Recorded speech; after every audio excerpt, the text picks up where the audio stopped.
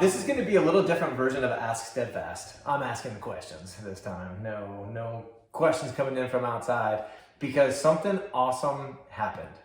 You may have heard already. Whit's going to have a baby. It is currently blowing up social media. We announced it on Facebook just yesterday. And so exciting. Yeah, all that stuff's going great.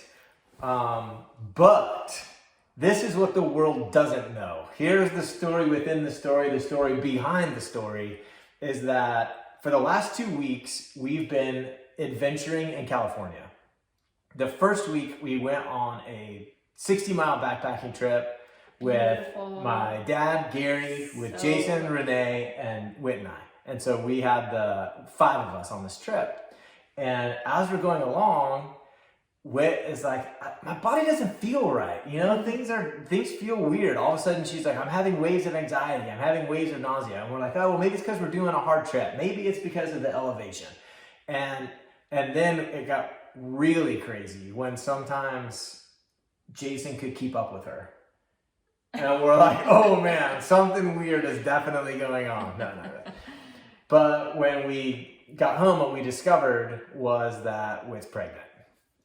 And what we want to talk about on this particular Ask Steadfast is what happened next. Because the next day after we found out, Whit was on her way to go do another backpacking trip, to climb her first 14,000-foot mountain where she was a decision maker on the team. I don't know about a decision maker, but someone who had been on a few backpacking trips before. Just not have someone there that's been on hundreds of backpacking trips, or backpacking days, I should say, to rely on. Yeah. And just sort of stand on her own decision making for how she's going to go forward. Yep. And while there's all the normal decision making that we were talking about, what to eat, what the weather's going to do, how we're going to handle this, where we're going to camp, blah, blah, blah, there was a much bigger decision going on. Do I go with a baby? Mm-hmm. So what happened? So go back to when you first find out, yes, there's the initial excitement, and then your mind goes to, oh my gosh, this trip is coming up. Give us a little brain dump on what that looked like. Oh man. Well, I would say there were about 3 days in between the 2 backpacking trips. And in those 3 days, I felt pretty exhausted and nauseous. And I also just incredibly shocked and grateful for the reason that I was exhausted and nauseous. And so in that small window of time, Jake and I were running through just, the risks possibly and the commitment that I'd already made, what the best decision was or what I wanted to do. And what were you thinking? It seemed really hard.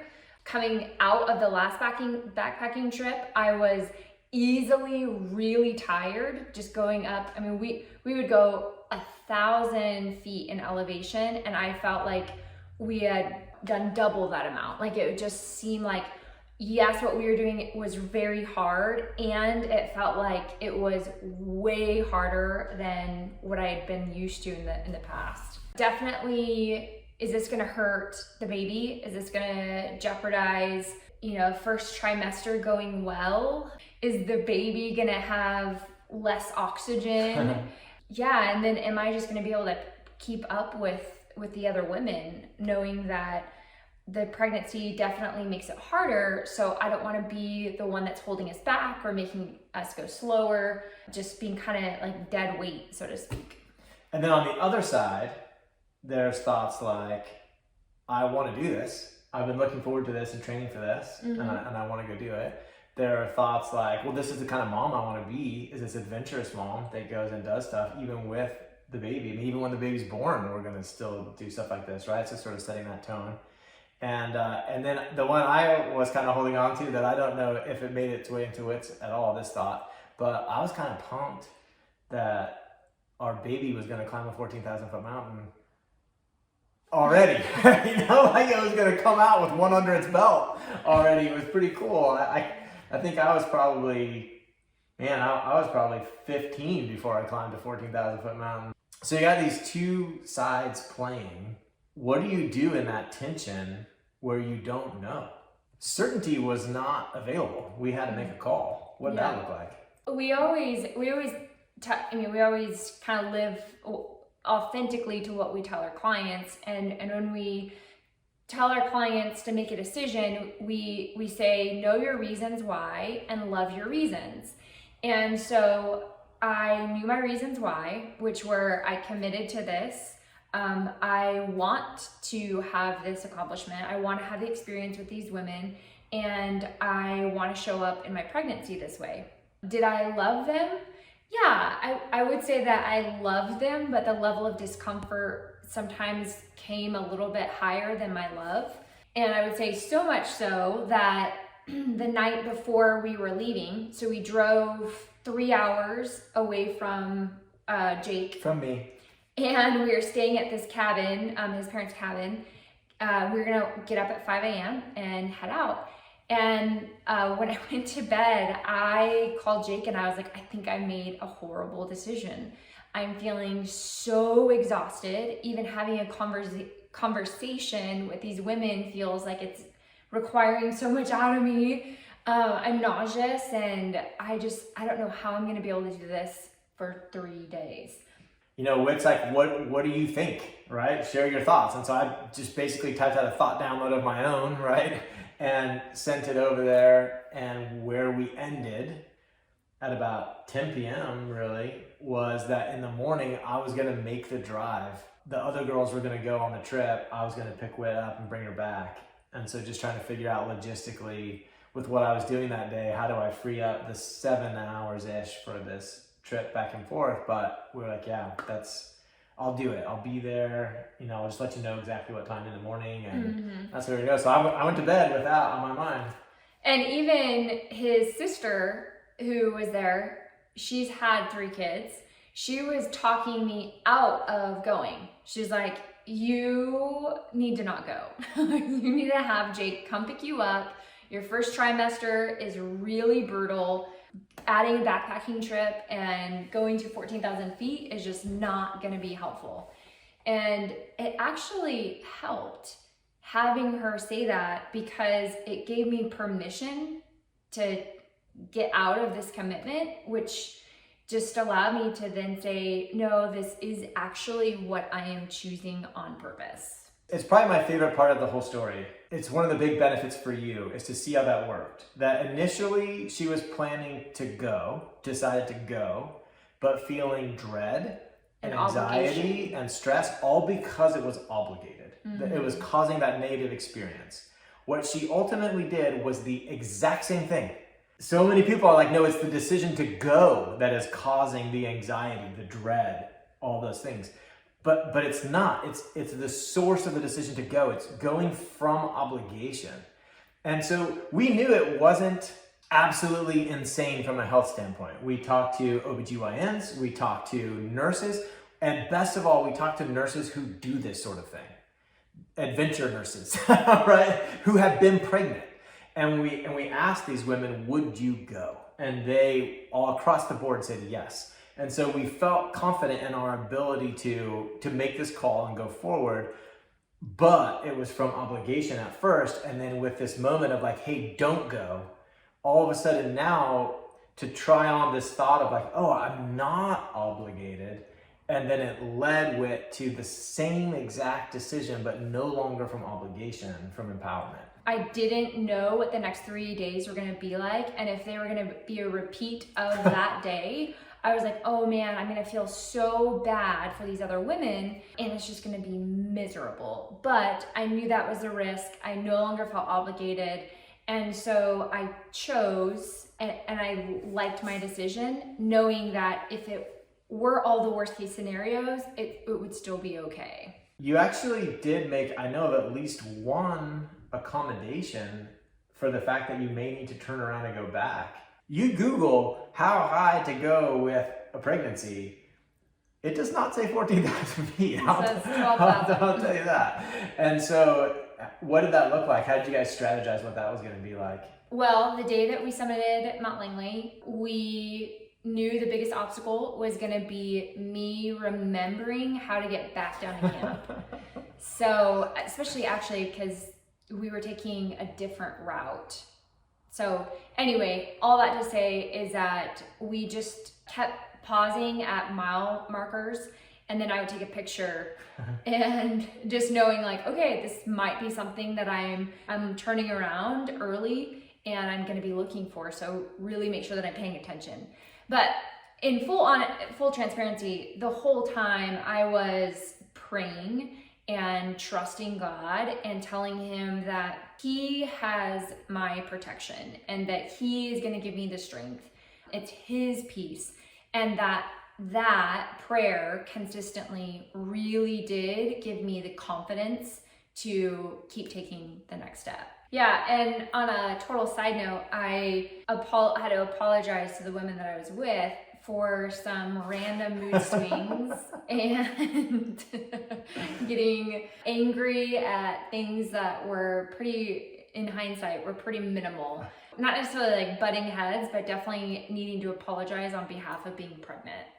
It was pretty funny when she came home. She's like, it was like I was watching myself get mad, but I couldn't stop it. It was so embarrassing afterwards. So I already apologized, but if you're watching this, any of you, I apologize again. One more time. Any takeaways or anything you want to share, just sort of as a closing statement to this?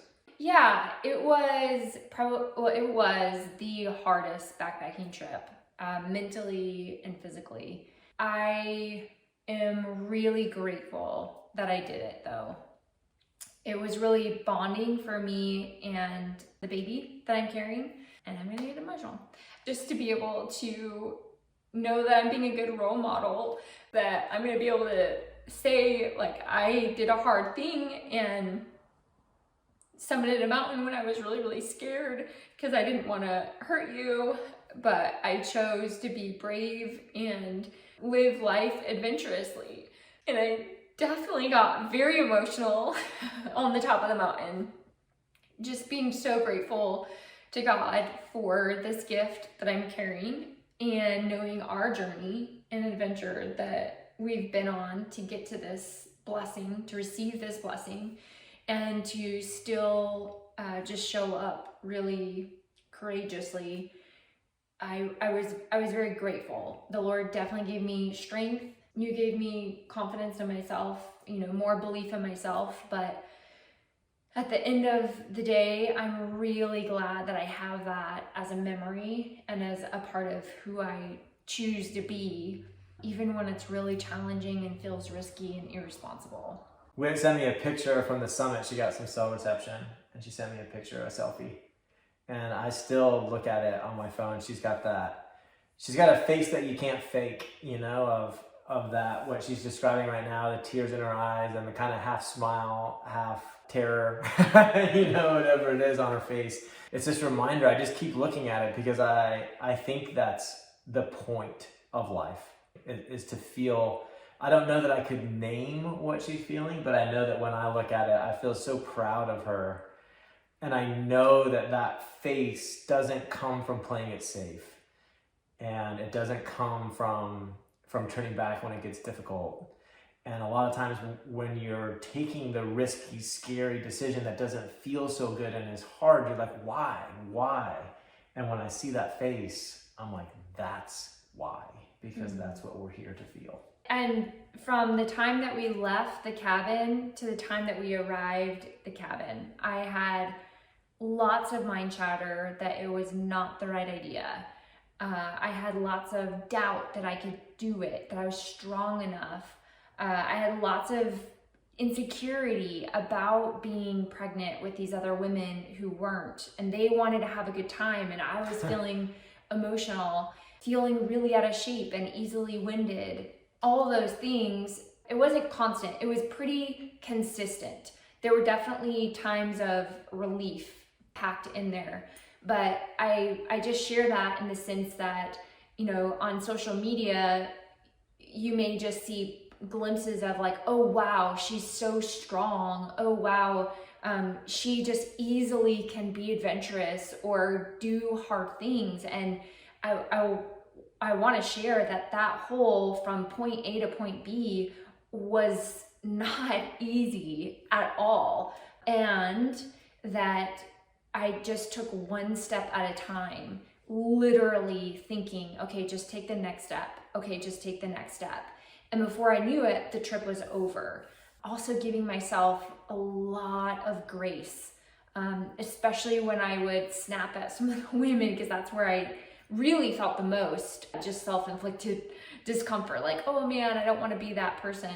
But giving myself a lot more grace, which is hard. It's definitely hard. So I share those things in the sense that any challenge isn't like, oh, I'm going to be courageous and now the hard work is over. And when we give ourselves grace, we can really do anything. Good job. Thanks. Hey, thanks for watching this episode of Ask Steadfast. Whit and I are super excited to use this avenue to sort of spread our message. And so it would mean a ton to us if you'd subscribe to this channel. Additionally, if you have any questions you'd like to see addressed in future episodes, whether serious or funny, we'd love to see those in the comments. So leave that in the comment below, and we'll see you in the next one.